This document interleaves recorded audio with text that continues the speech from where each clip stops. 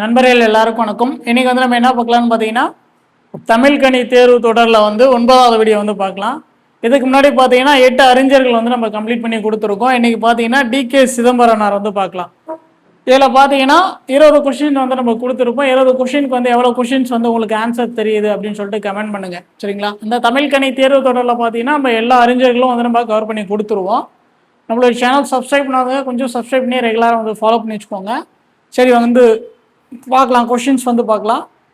First பாருங்க, ரசிகமணி என்று சிறப்பிக்கப்படுபவர் வந்து யார் அப்படின்னு சொல்லி கேட்டிருக்காங்க. ரசிகமணி என்று சிறப்பிக்கப்படுபவர். இதுக்கான ஆன்சர் பார்த்தீங்கன்னா ஆப்ஷன் பி, DK சிதம்பரனார். அடுத்த கொஸ்டின் பாருங்க, DKC அவர்கள் நடத்திய இலக்கிய கூட்டத்தின் பெயர் வந்து என்ன அப்படின்னு சொல்லி கேட்டிருக்காங்க. DKC அவர்கள் நடத்திய இலக்கிய கூட்டத்தின் பெயர் வந்து என்ன? இதுக்கான ஆன்சர் பார்த்தீங்கன்னா ஆப்ஷன் சி, வட்டத்தொட்டி. அடுத்து பாருங்க, DKC அவர்களின் தொழில் வந்து யாது? அவர் வந்து என்ன தொழில் வந்து செஞ்சுட்டு இருந்தார் அப்படின்னு சொல்லி கேட்குறாங்க. DKC அவர்களுடைய தொழில். இதுக்கான ஆன்சர் பார்த்தீங்கன்னா ஆப்ஷன் பி, வழக்கறிஞர். அடுத்த கொஸ்டின் வந்து பாருங்க, கம்பன் புகழ் பாடும் DKC அவர்கள் எழுதிய புகழ்பெற்ற நூல் வந்து எது அப்படின்னு சொல்லி கேட்குறாங்க. இதுக்கான ஆன்சர் பார்த்தீங்கன்னா ஆப்ஷன் சி, இதய ஒளி. அதுக்கடுத்து பாருங்க, DKC அவர்களுக்கு ரசிகமணி என்ற பட்டத்தை வழங்கியது வந்து யார் அப்படின்னு சொல்லி கேட்குறாங்க. ரசிகமணினா நமக்கு DKC அப்படின்னு சொல்லிட்டு நமக்கு தெரியும். அவருக்கு அந்த பட்டத்தை வந்து யார் வந்து கொடுத்தா அப்படின்னு சொல்லி கேட்டிருக்காங்க. இதுக்கான ஆன்சர் பார்த்தீங்கன்னா ஆப்ஷன் ஏ, ராஜாஜி. அடுத்து பாருங்க, குற்றாலத்தை பற்றி DKC எழுதிய நூல் வந்து எது அப்படின்னு சொல்லி கேட்டிருக்காங்க. அந்த கொஷின்ஸ் பார்த்தீங்கன்னா கொஞ்சம் ஒரு அலைன்மெண்ட் இல்லாமல் இருக்கு. இந்த குற்றாலம் இருக்கு இல்லையா, அந்த குற்றாலத்தை பற்றி நிறைய வந்து புகழ்ந்து வந்து DKC வந்து அவருடைய நூல்கள்லாம் வந்து எழுதியிருப்பார், சரிங்களா? இதில் பார்த்தீங்கன்னா இந்த ஆப்ஷனில் வந்து இந்த குற்றால குறவஞ்சி இருக்கு இல்லையா, இந்த நூலுக்கு வந்து அவர் வந்து உரை வந்து எழுதியிருப்பார், சரிங்களா? ஸோ DKC அவர்கள் எந்த நூலுக்கு உரை எழுதினாரு அப்படின்னு சொல்லிட்டு பார்த்துக்கோங்க. இந்த குற்றால குறவஞ்சிக்கு வந்து உரை வந்து எழுதியிருப்பார். குற்றாலத்தை பற்றி வந்து நிறைய வந்து பாடியிருப்பார், சரிங்களா? அதனால வந்து அவர் வந்து குற்றால முனிவர் அப்படின்னு சொல்லிட்டு அவர் வந்து சொல்கிறாங்க. அடுத்த கொஸ்டின் பாருங்க,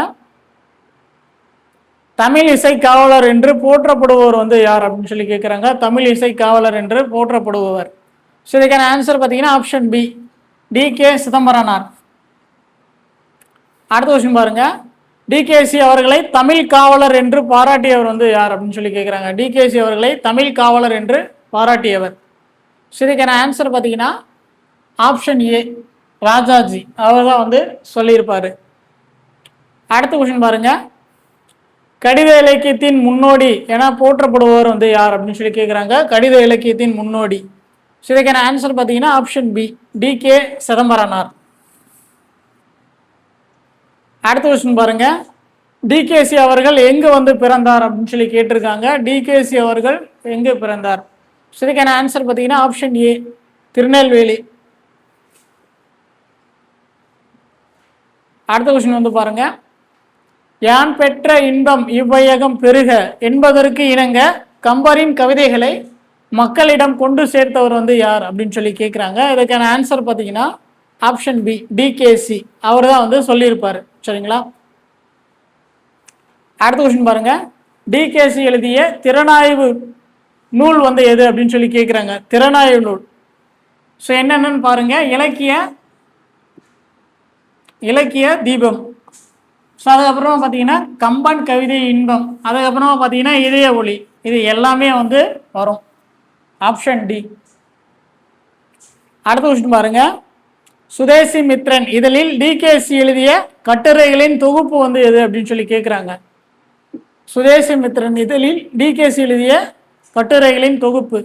இதுக்கான ஆன்சர் பார்த்தீங்கன்னா ஆப்ஷன் சி, அற்புத 10. அடுத்த கொஸ்டின் வந்து பாருங்க, கம்பன் ஒரு கவி சக்கரவர்த்தி என்பதை உலகிற்கு உறக்க சொன்னவர்களில் முதன்மையானவர் வந்து யார் அப்படின்னு சொல்லி கேட்டிருக்காங்க. இதுக்கான ஆன்சர் வந்து DKC தான், ஆப்ஷன் பி. அடுத்த கொஸ்டின் வந்து பாருங்க, DKC அவர்கள் வட்டத்தொட்டி என்ற இலக்கிய அமைப்பை எங்கே வந்து நடத்தினார் அப்படின்னு சொல்லி கேட்குறாங்க. DKC அவர்கள் வட்டத்தொட்டி என்ற இலக்கிய அமைப்பை எங்கு நடத்தினார்? ஸோ இதுக்கான ஆன்சர் பார்த்தீங்கன்னா ஆப்ஷன் பி, திருநெல்வேலியில் தான் வந்து நடத்தியிருப்பார். அடுத்த கொஸ்டின் பாருங்க. ஆங்கில கவிஞரான ஷெல்லிக்கு இணையானவர் கம்பர் என்று ஒப்பிட்டவர் வந்து யார் அப்படின்னு சொல்லி கேட்குறாங்க. இதுக்கான ஆன்சர் பார்த்தீங்கன்னா ஆப்ஷன் பி, டிகேசி. உங்களுக்கு ஒரு கொஷின், இந்த செல்லிதாசன் அப்படின்னு சொல்லிட்டு ஒருத்தர் வந்து சொல்லுவாங்க, அது வந்து யாரை சொல்லுவாங்க அப்படின்னு சொல்லிட்டு நீங்கள் வந்து கமெண்ட் பண்ணுங்க. அடுத்த கொஸ்டின் வந்து பாருங்க. டிகேசி அவர்கள் எந்த ஆண்டு சென்னை சட்டமன்ற மேல உறுப்பினராக தேர்ந்தெடுக்கப்பட்டார் அப்படின்னு சொல்லி கேட்டிருக்காங்க. சில பார்த்தீங்கன்னா ஆப்ஷன் வந்து கரெக்டாக இல்லை, சரிங்களா. ஆனால் ஒவ்வொரு இதில் ரெஃபர் பண்ணால் பார்த்தீங்கன்னா இயர் வந்து டிஃப்ரெண்ட் ஆகிட்டே இருக்குது. ஒரு இதில் 1924 கொடுத்துருக்காங்க, ஒரு இதில் 1926 கொடுத்துருக்காங்க, ஒரு இதில் 1927 வந்து கொடுத்துருக்காங்க. இந்த 3 இயருமே வந்து கொடுத்துருக்காங்க. சில வந்து எனக்கு தெரிஞ்ச ஒரு எக்ஸாக்டானது பார்த்தீங்கன்னா 1927, சரிங்களா. இந்த கொஷின் மட்டும் கொஞ்சம் நல்லா பார்த்துக்கோங்க. அடுத்த கொஷின், இதய ஒளி என்னும் நூல் எந்த இதழில் தொடராக வெளிவந்தது அப்படின்னு சொல்லி கேட்குறாங்க. இதய ஒளி என்னும் நூல் எந்த இதழில் தொடராக வெளிவந்தது? ஸோ இதுக்கான ஆன்சர் பார்த்தீங்கன்னா ஆப்ஷன் சி, கல்கி. அடுத்தது பாருங்க.